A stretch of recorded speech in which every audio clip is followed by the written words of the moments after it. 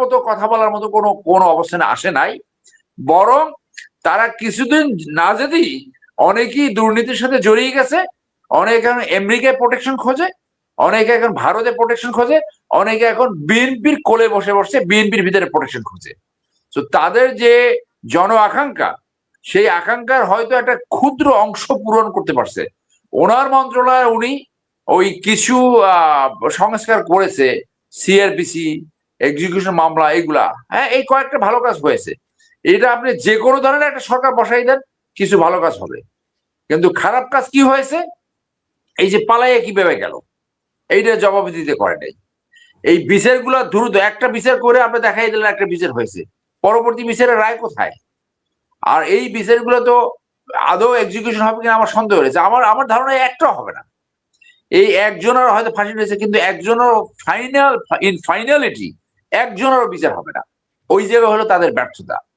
মানুষের মনে ফ্রেশ থাকাকালীন যারা যারা চরম অপরাধ করেছে, মানবতা বিরোধী অপরাধ করেছে, মানুষের ব্রেনে এইটা ফ্রেশ থাকার ভিতরে এটা বিচার করতে হয়। যেমন যেমন চায়নাতে মেলামাইন মিশিয়েছিল দুধের সাথে, এবং সেখানে কিছু মৃত্যু হয়েছিল, 3 মাসের ভিতরে বিচার করে ফাঁসি দিচ্ছে, 3 মাসের ভিতরে।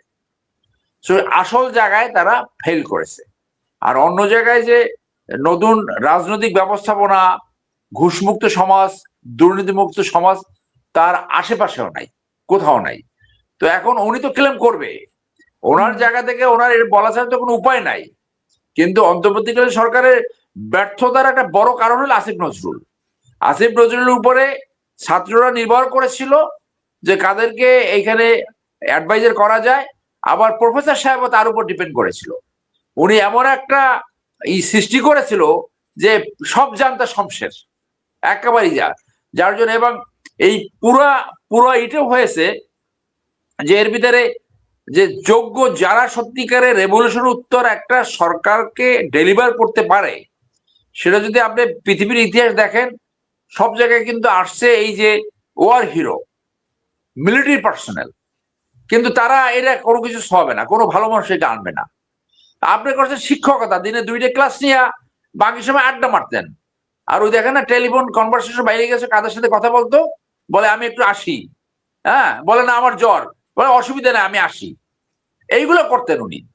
তো একদিন শনিবার কাজ করে বলে এত কাজ আমি করি, শনিবারও আবার কাজ করতে হয়, বিকজ সে তো জানে না ব্যুরোক্রেসি অথবা মিলিটারি কিভাবে চলে। আমরা যখন জুনিয়র অফিসে ছিলাম, দিনের রাত ছিল নাকি কাজ করার জন্য, শুক্র শনিবার থাকে নাকি অনেক সময়। একদিন শনিবারে কাজ করে বলে এত কাজ করে আমার অফিসেরা, কারণ he does not know how to run the administration. সেই জন্য উনি যে ক্লেম করছে সেই ক্লেম উনি করতে পারে, কিন্তু এই যে সংস্কারের যে ভালো দিকগুলা, সেইগুলা মানুষের কাছে আসে নাই এখনো, এবং সেইগুলো আদৌ আসবে কিনা, পরবর্তী সরকার এসে সেগুলো রাখবে কিনা, দ্যাট ইজ অ্যানাদার কোশ্চেন। তো অনেক ধন্যবাদ।